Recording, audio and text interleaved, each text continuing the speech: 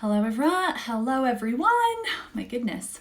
My name is Dr. Megan Strodel, and tonight we're going to talk about iron, specifically how to test yourself for iron deficiency anemia or just plain old anemia, and all of my favorite treatments to help increase your iron because not everybody can just take an iron pill. So it's really important to have alternatives for people that don't do well on iron. So I'm just going to dive right into testing because, if you are thinking that you are iron deficient, then we need to figure out how iron deficient are you. That's really the first step. And this is probably one of the most important, whenever we're talking about whatever condition, because we need to know what we're dealing with before we actually think about treatment or we think about taking a certain supplement.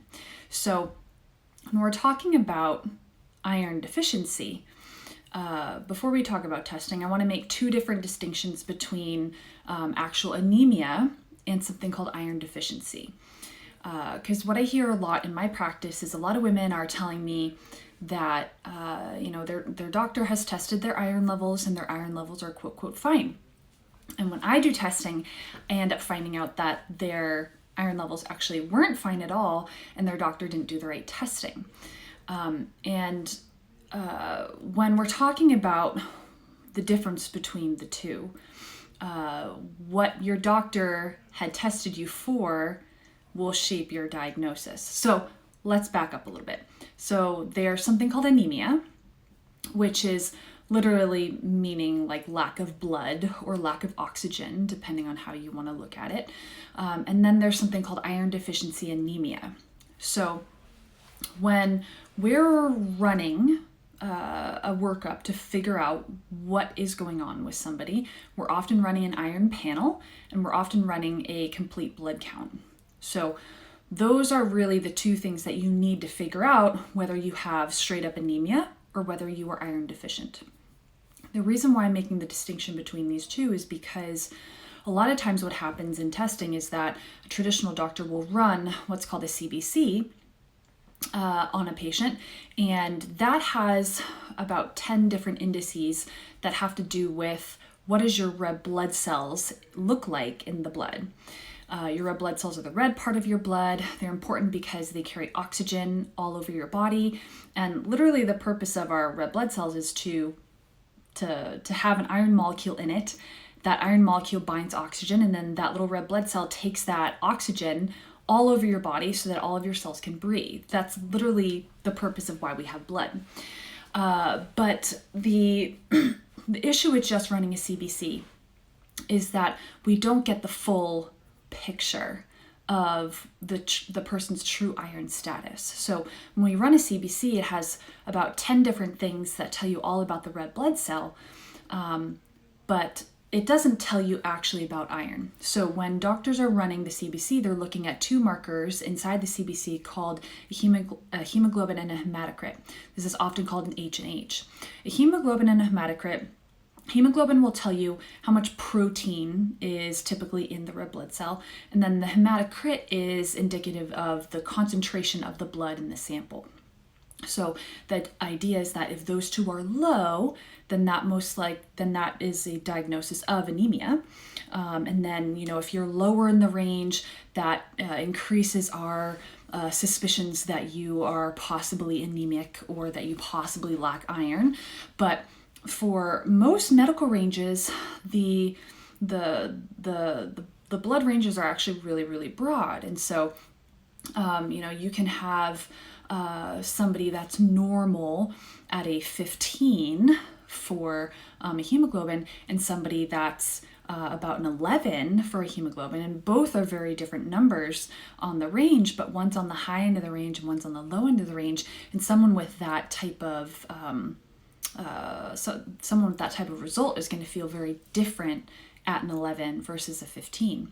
But with traditional medicine is if you're not actually moving below that reference range, they don't look inside of the range like naturopathic doctors do or people that practice functional medicine. They're only looking at the exact lab range. So are you actually high or are you actually low?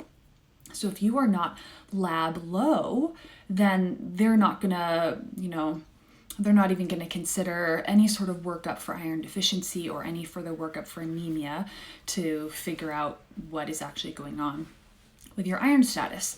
So this is where the testing, it's really important to actually do a full iron panel, because what is very common with women is that women will be on the low end of the range for their H&H, but it's not actually to the level of true anemia, which is when your H&H is low, your hemoglobin and hematocrit is low.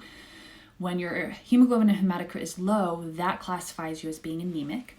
But a lot of women are actually just plain iron deficient, which doesn't affect the red blood cells as much as actual anemia. So a lot of those women have lower levels of H&H, of their hemoglobin and hematocrit in the range, but they're not actually lab low. So these women tend to get missed when they're getting worked up for an iron deficiency or an anemia. So it's really important to do a CBC and an iron panel. And it's important to have a couple of things in an iron panel to actually make it worth it.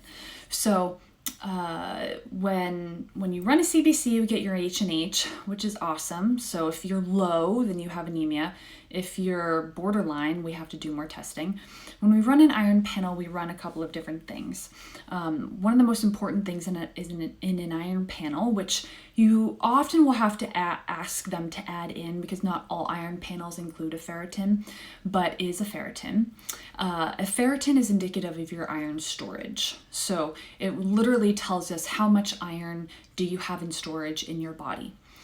Which is important because we're going to use that iron to make new healthy red blood cells, and your body's going to mobilize iron in and out of your bone marrow as it needs to actually, or I should say, it's gonna mobilize the iron in and out of different places of storage, like your liver, and move that iron in the blood to the bone marrow where your blood cells are made. So there's always a little bit of flux of iron in the body, but a ferritin will tell us how much does this person have in storage. And so this is what I think of as somebody's iron reserves. It literally tells me how much iron you have in your body to do what we need your body to do, like breathe, which is important. So a ferritin is one of the things that I look at pretty much the most importantly when I'm doing an iron panel, but it's not in every standard iron panel, so you have to ask your doctor for that. A ferritin, the typical lab range is usually about 13 to 150. At least that's the lab range in the lab that I use the most commonly. You will find other labs are very similar, 15 to 150, 15 to 160, something like that. And you can imagine if your ferritin is a 15, you're going to feel really differently than if your ferritin is a 100. So it's a very broad range. And so the idea with the ferritin is that we want it to be at a certain level to actually have good function in the body, to actually bring oxygen to all of the tissues, whether it's, the cell up here on my forehead or whether it's the cell all the way down at the very base of my pinky toe. We need oxygen to get to all those places. And so we need enough iron in storage to actually make healthy red blood cells so that we can transport that oxygen. And so when it comes to ferritin, you don't want to be really low in the range or actually low, and you don't want to be too high in the range or actually high. You want to be in the sweet spot. So the optimal range for a ferritin, in my opinion, is minimum of 50. So I want to see most women walking around there with a minimum 50 of ferritin. This allows us to have periods or have any sort of, accidental hemorrhaging like pregnancy or, a heavier period and not drop down too low. But it also ensures that we have good oxygenation of tissues at that 50 range. So I'm trying to get most menstruating women that have periods from about 50 to 75-ish. And if we can keep you in this range, generally women feel pretty good. They're not short of breath, they're not tired, they're not losing their hair, they feel pretty good. So ferritin of 50 75 is what you want to look for. A lot of women will come into their blood work will be around like 20 to 40, and sometimes depending on the doctor that you're working with, they won't really do much at a ferritin of that level, but I always make sure that I try to get all of my women up to at least minimum 50. For someone that has had a lot of experience personally with iron deficiency, which is me, I know that I feel a lot different when I'm at 30 versus me being at a 60. Like it's totally different. And I know that a lot of women that I've worked with over the years mention the same thing.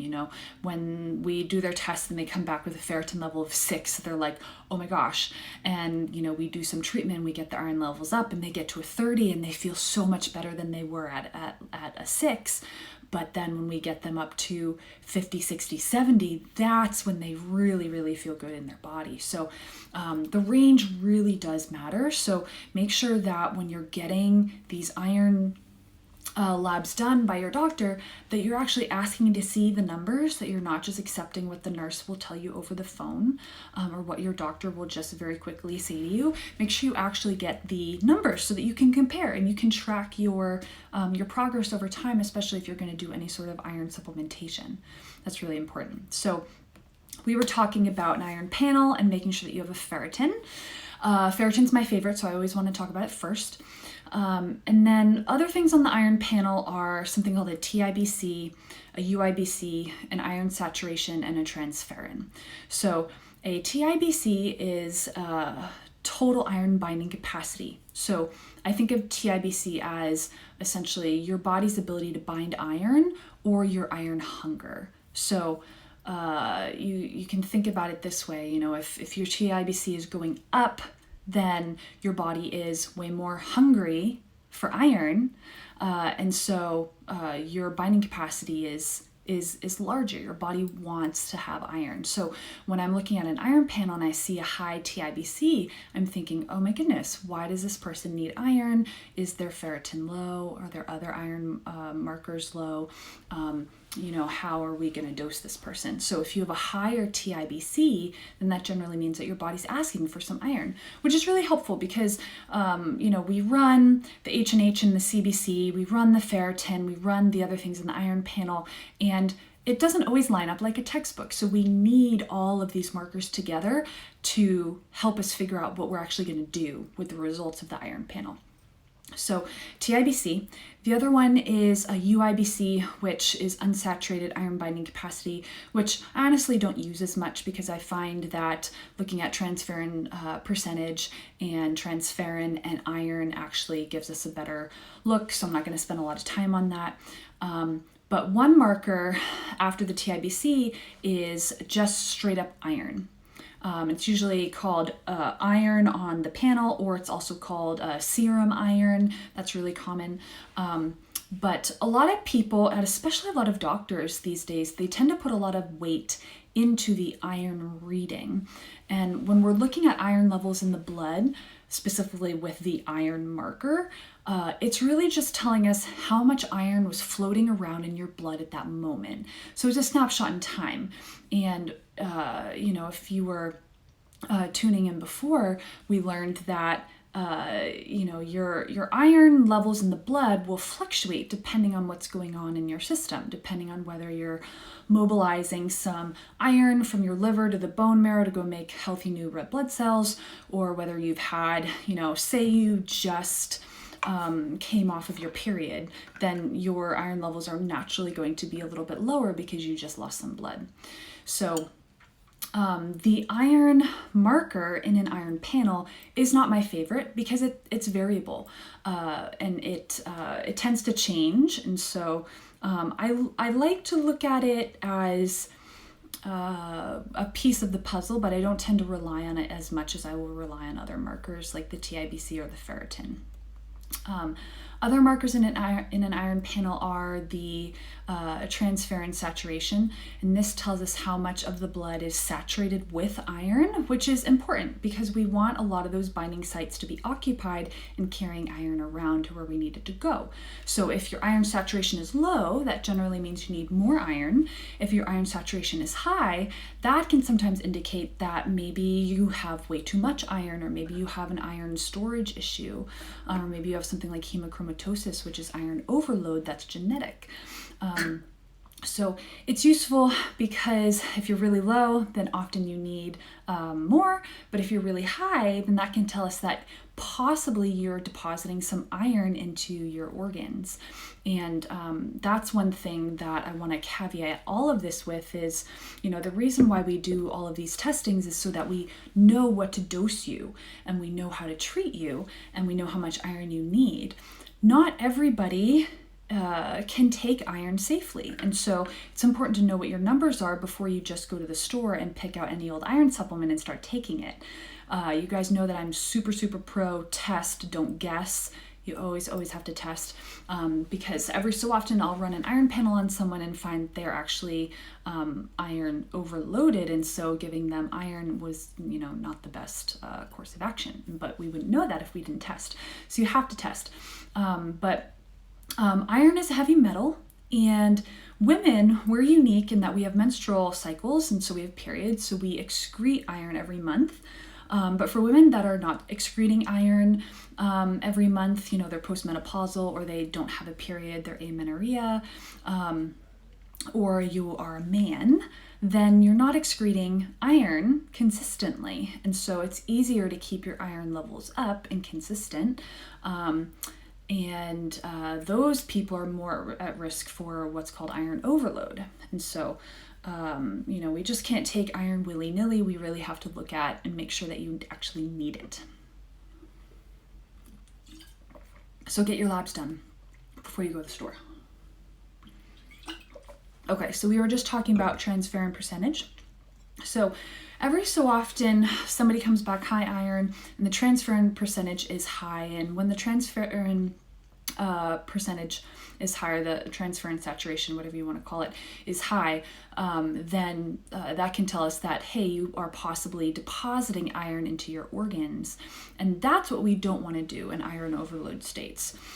You can have like a transient high serum iron on labs and you're not necessarily getting organ deposition, but if you're having, long-term sustained high iron levels, then that's a problem because we don't want that iron to be in your tissues because that disrupts cell signaling and biochemistry, and you can get sick from that. So so that's all I'm going to say about that. We were talking about that because we were discussing transferrin saturation. The other marker on an iron panel is called a transferrin. Transferrin is a protein. So if this is an iron molecule and this is a protein, it carries the iron molecule around in the blood. So the way that I think about this is everything that runs around in the blood needs to be carried by a protein. So everything that runs around in the blood needs to be carried by a protein, unless it's something like a red blood cell or an immune cell like a white blood cell. So this goes for iron that's floating around in your blood, this goes for hormones that are floating around in your blood, and this goes for what was the other thing? Cholesterol that runs around in your blood. You have apolipoproteins that carry cholesterol all around. So when we look at a transferrin marker and an iron panel, we get to see, how many little boats are there to carry the iron around? And that's useful because sometimes people don't have a lot of transferrin because they have issues creating it, or they are low protein, and so they don't have a healthy way to transport iron. So all of that is good to know. So we talked about TIVC, UIVC, transferrin saturation, transferrin, and we talked about ferritin. We also talked about a CBC and an H&H in the CBC. So the only thing that I'll say about testing before we talk a little bit about treatment is that ferritin, even though it's probably my favorite marker to look at iron deficiency, it's also a marker that can get skewed by inflammation. So some people are very, very inflamed and they're very, very ill, and that will actually cause your ferritin to go up. And the reason why is because your ferritin is what's called an acute phase reactant. And that is something that's made by the liver if there is some sort of excess inflammation or severe stress on the body. So we see this more often in chronic disease or people that have gone under, some extremely stressful event, or they're very physiologically stressed. So that's another reason why you can't just run one marker to figure out iron deficiency. You have to run all of these together to really see the whole puzzle. Because I'm sure there are some of you that are watching this thinking like, okay, well, Dr. Meg, if you love the ferritin marker and it tells you so much, then why don't you just run the ferritin, and why can't we just skip the other markers? And that's why, is because you can't just rely on one marker to really give you an accurate reading. So you're going to run a CBC, which has a hemoglobin and hematocrit in it, which is going to tell us whether you have true anemia or it's going to point to iron deficiency. And then you're going to request an iron panel. An iron panel typically has TIBC, UIBC, iron, transferrin, and transferrin saturation or iron saturation. And then you're going to also ask for a ferritin, and a ferritin is not always part of an iron panel. So hope this is making sense to you guys.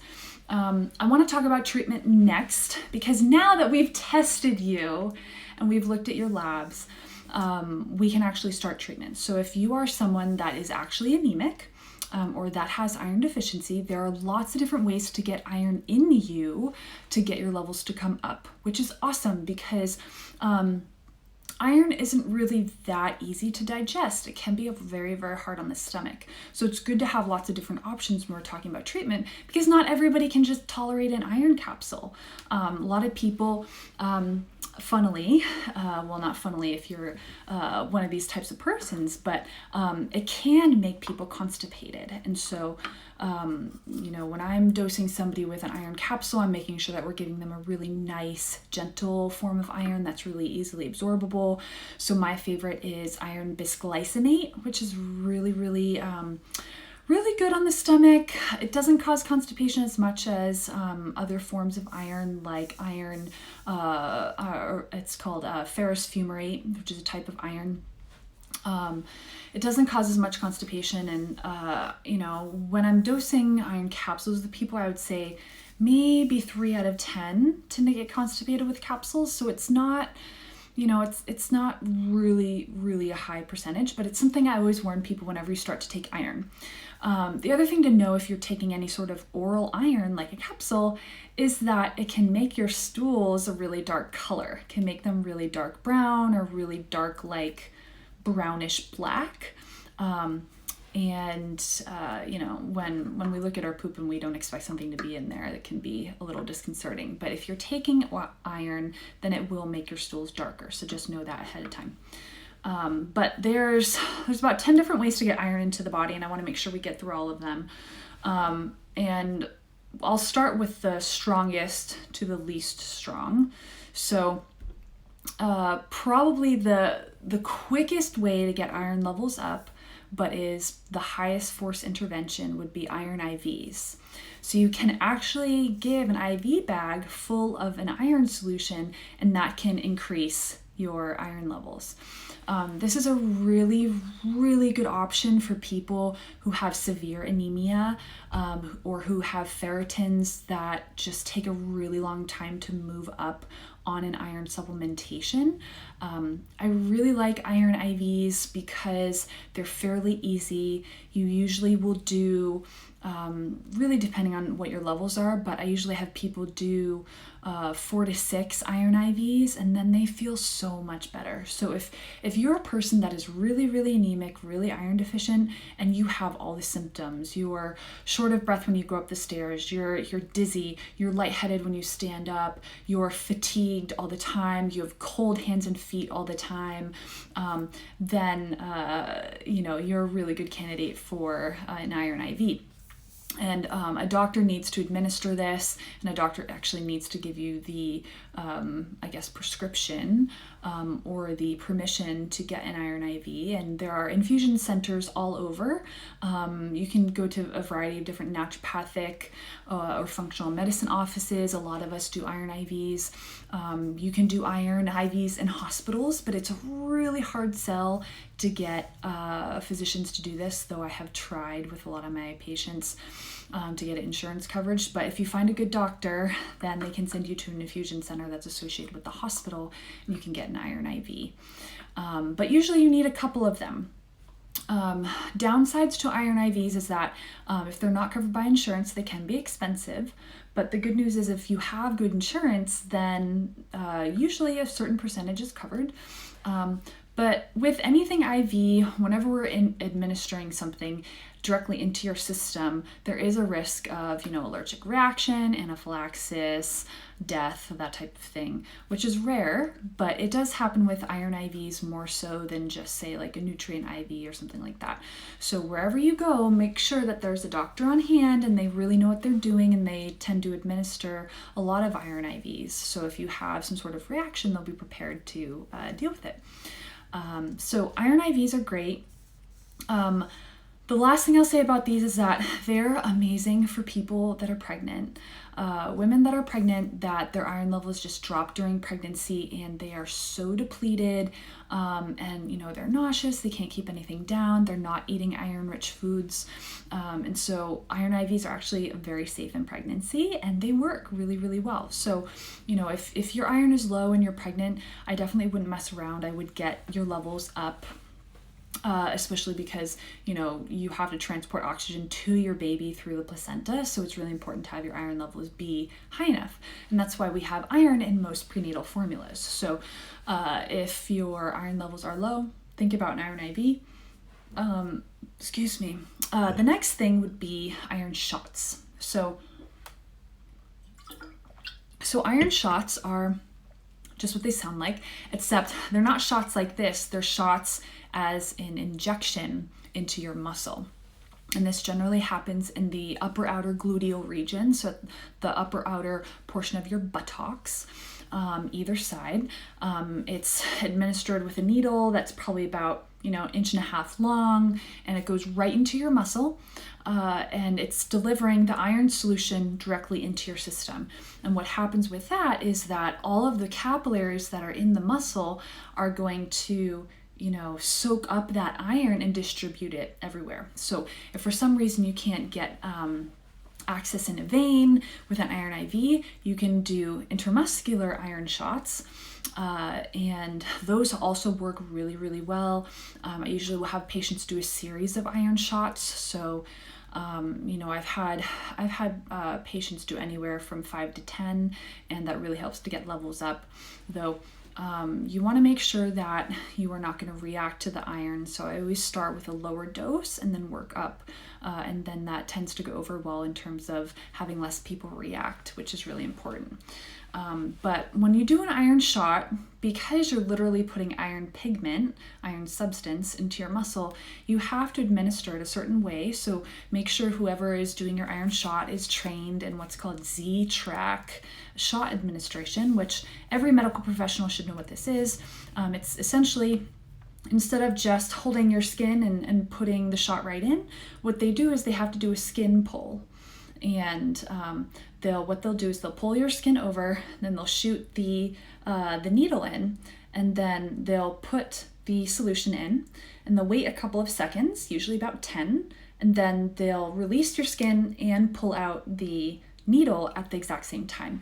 And what that does is that essentially puts the iron solution into a spot inside of you, and then by pulling the skin, we actually move the skin over the site, and so it's not a direct in and out of the actual needle, which is important because iron is a pigment, it's dark, it's staining. And so one possible negative side effect of doing an iron shot is that you can get some staining from the actual iron molecules that we inject. And it looks kind of how it sounds, looks kind of like a bruise. Your body does take care of it with time, but if somebody is say a swimsuit model, or is in bathing suits all the time, or is very particular about how their backside looks, then it's just something to take in consideration. Most people that I have given iron shots to literally don't care, but it's a risk that people should be telling you about, because when you get surprised by that, it's kind of disconcerting that all of a sudden you have this kind of dark looking patch on your skin. Iron staining doesn't happen very often when you administer the shot well. Everything goes fine, but everybody's skin in that region is different. Some women, have really kind of gushy subcutaneous tissue. Some women, they have really firm subcutaneous tissue. And I'm talking about the tissue that's over the muscle, so regardless of the tone of your actual gluteal muscle. Some women have really toned butts, some women don't. And so, the combination of what the skin is like over the muscle, but also how toned the actual muscle is, will change, your risk for something like staining with an iron shot. So just want you guys to know that, because a lot of doctors don't talk about that. So iron IVs, iron shots, those are probably the most expensive, most effective way to get your iron levels up if you have iron deficiency or anemia. The other thing, which is probably the most common, is iron pills. So iron pills are just capsules that have iron in them. If you get them from the drugstore, it's usually some form of ferrous fumarate, 325 milligrams. It's not the best form of iron. It tends to upset people's stomach. It can make people constipated. Like I was saying before, I tend to recommend an iron bisglycinate, which goes over really well for most people. I would say probably 3 out of 10 people get constipated on an oral iron. It also depends how you take it. Do you take it with food? That helps. I've had patients get super constipated on an iron capsule when they take it orally, but then when they open it up and put it in a smoothie, they're fine. So there's lots of different tricks to actually get the iron in when we're talking just about an iron capsule. The dose for an iron capsule is very dependent on how much anemia or how much iron deficiency you have. So I have dosed women up to 2 pills, multiple times a day, all the way to sometimes we're just doing 1 or 2 pills a day. So definitely talk to your doctor about how much you should be taking. The other way is doing it in any sort of powder form. So there are some like prenatal powders that have iron in them. There are some like powdered multivitamins that have iron in them. So some people do really well with that form of iron. And then, when we're talking about iron metabolism in the body uses a bunch of other nutrients as well. And so often other capsules or other products will have some B vitamins in along with the iron, which is awesome. But that's one benefit of taking a multivitamin powder that has iron in it, is that you're getting some of those synergistic vitamins that will help with absorption, which is awesome. The other way would be iron chewables. So this is something that I just discovered and has been going over really well with my patients.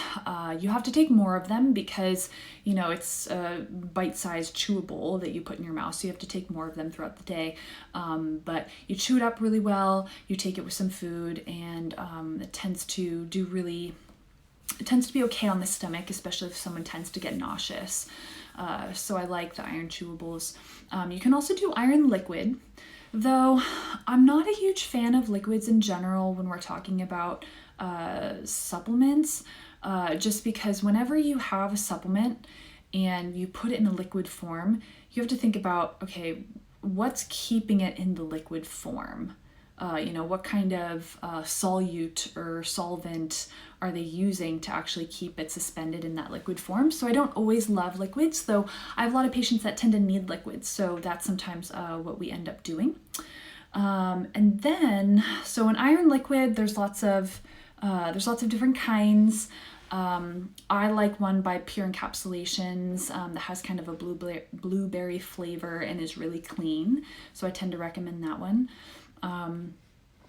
I'll probably get questions about things like Fluoridics and other non-heme irons, which are really actually poorly absorbed. So I don't recommend those. I recommend just straight up iron, not a plant-based iron, because that doesn't have the same effect on actually raising your iron levels. It's, it's a good fit if you are purely vegan by choice, or you have to be on a plant-based diet.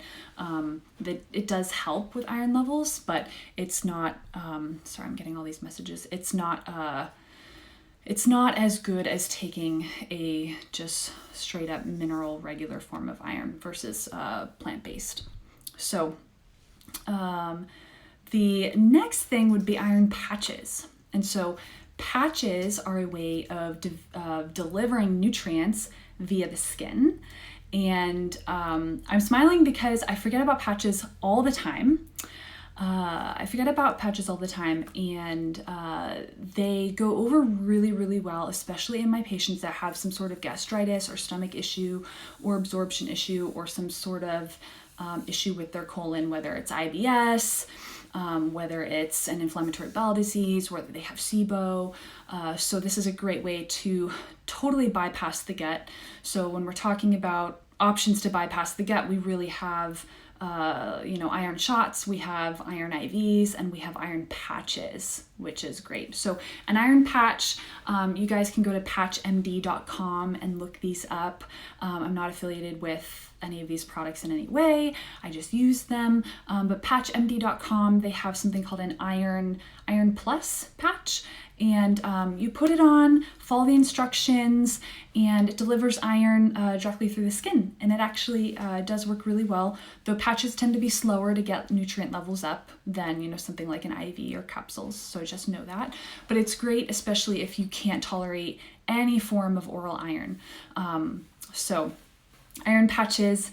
And then there's one other method, namely cast iron, that I really like. So if you guys don't have cast iron pans and you are iron deficient, you should definitely get some high quality cast iron pans, because when you cook in the cast iron pan, it's actually going to put iron into your food.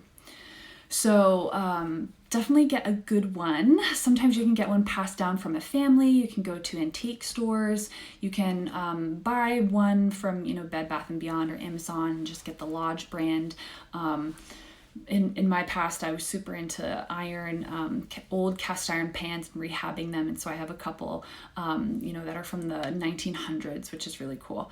But they actually put iron into the food. So this is great, especially if you're a woman and you need to keep your iron levels up, pretty consistently, depending on your health history. So I like cast iron pans. The only downside to cast iron pans is that if you're a mom or you have a family or there's lots of men in your life that you're cooking for, you just need to be cautious about how much you're using your cast iron pan, because unlike women that have menstrual cycles and lose blood, men don't have that. They don't really have a great way to excrete iron, and so men don't tend to need iron supplementation of any form. They don't need it in a multi, they don't need it in a pill, they don't need it in a cast iron pan.